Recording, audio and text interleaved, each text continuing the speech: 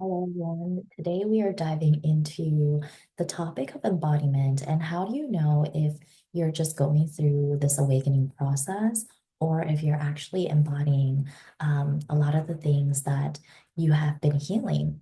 So, in this space, um, there are certain things or phases that we go through, and it is about just awakening to our potential and then truly stepping into mastery, which is the embodiment piece.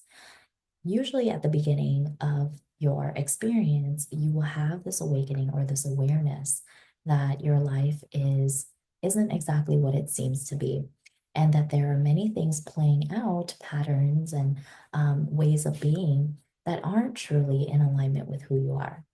And it is a process. So I don't want you to think that just because you're not fully mastered in the journey, which the journey never ends. So you can rest assured that it's okay where you are. And we are always working towards um, just more refinement in life. Um, versus just completely spiritual bypassing the experience, right? And it takes a lot of awareness to be able to um, course correct or just acknowledge that there are things that we can be better at. So, one of the things that I personally had challenges around was um, taking the actionable steps towards creating what it is that I want. And I think many of us can fall into the space of giving our authority away to just external healing. That if um, that if I just paid a healer or a coach, that I would heal and my life would be better. And in certain circumstances, yes, that is possible because perhaps the only block that you've had was a mindset block. Um, that changed the way that you thought about something. And through that, you shifted your experience with your relationships or an internal conflict, right? But when it comes to like real life sustainable change, we often also shift our not only our thoughts, but our behaviors. And it's in our behaviors and in our action steps that move the needle forward and shift our experience of reality. So, one of those examples could be like you understand the theory of abundance, right? And from a mindset perspective, you can say like I know that abundance is available to me and all around me, but from a soul perspective, perhaps you are still holding on to the safety net of a career that you don't particularly enjoy, and you know that it is not in alignment with your soul and where you want to be. And by staying in that career, you are choosing fear over trust, right? And so you're choosing lack over abundance. And it could be hard to distinguish in the moment because you're like, well, I understand the concept of abundance. However, there are some underlying fears that are still blocking the true embodiment of abundance. Because if you truly embody abundance, you would act in accordance or in alignment with what it is that you desire. And that's just one aspect, right? Another aspect is this concept of manifestation. So we understand that everything is energy. And in the energy field, yes, they exist. In the quantum field, anything that you want exists. How do we bring that energy into our reality? Um, we bring that through with the aligned action steps we take. So, for example, you can envision that you've manifested a book, right? That you've written a book. And yes, in the quantum field, it is very available to you. There is a timeline where you have created a book. Now, in the human physical body, the process it takes to actually manifest a book has to go through a couple of steps, like to be able to sit down, to be able to write the book, to be able to edit it, and then send it into a publisher. And then once it's published, to be able to market and sell it. And there are more steps that follow besides just the energetic alignment with it.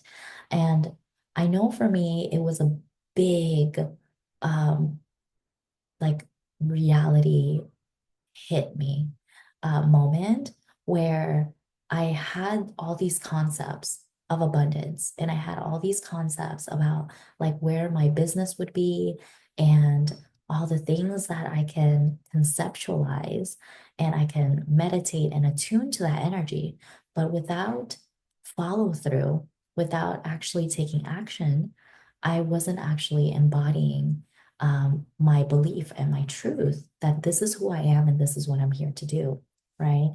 And um, and noticing, okay, where are my patterns actually choosing lack and fear versus truth, abundance, and alignment? So that is just the core or the foundations of embodiment.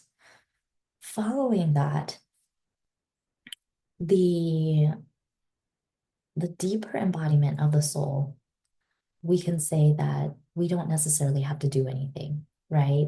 You've always heard the term, you're here to just be who you are.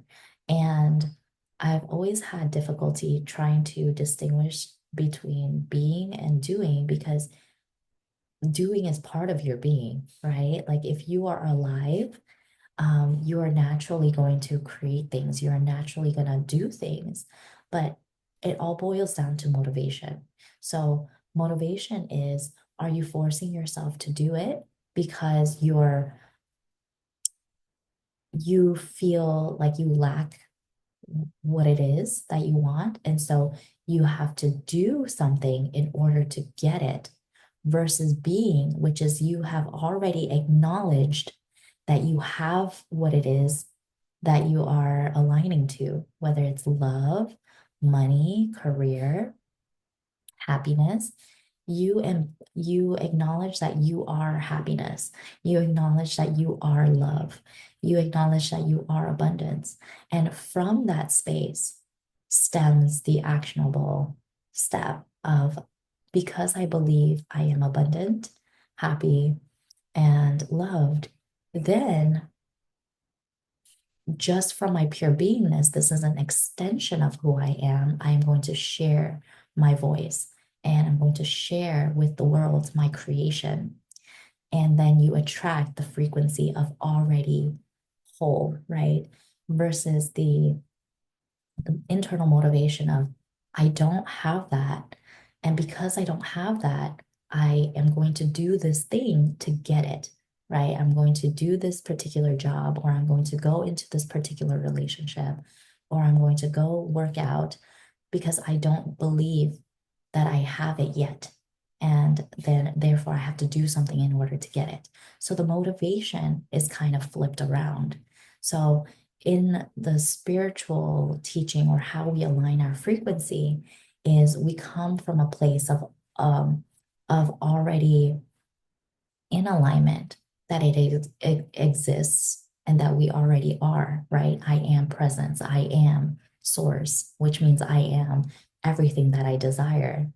And from that place, I just am. I just am inherently abundant, worthy, deserving. And therefore, I am going to go live my life. And through the expression of my soul, I am going to be in alignment with what comes from expressing that love, money, relationships, all of that, right? And so that's kind of the difference between the two. My guides are kind of showing like, where is it rest and spiritual bypassing? So we want to honor the seasons that we go through. There are seasons of integration that we go through where we aren't called to do anything, right? In fact, our most pure essence of being may just mean sitting still and being a participant in the observation of life, allowing yourself to rest. Um, and that it's in itself is enough, right? When it comes to the point of spiritual bypassing, it's this inability to accept that what your experience is, um, is just a natural part of the cycle. So, for example, you can have an experience of fatigue, or you can have an experience of an uncomfortable emotion. And if you, where it leads into spiritual bypassing is you don't acknowledge the emotion. You don't acknowledge that you're tired and that you need rest.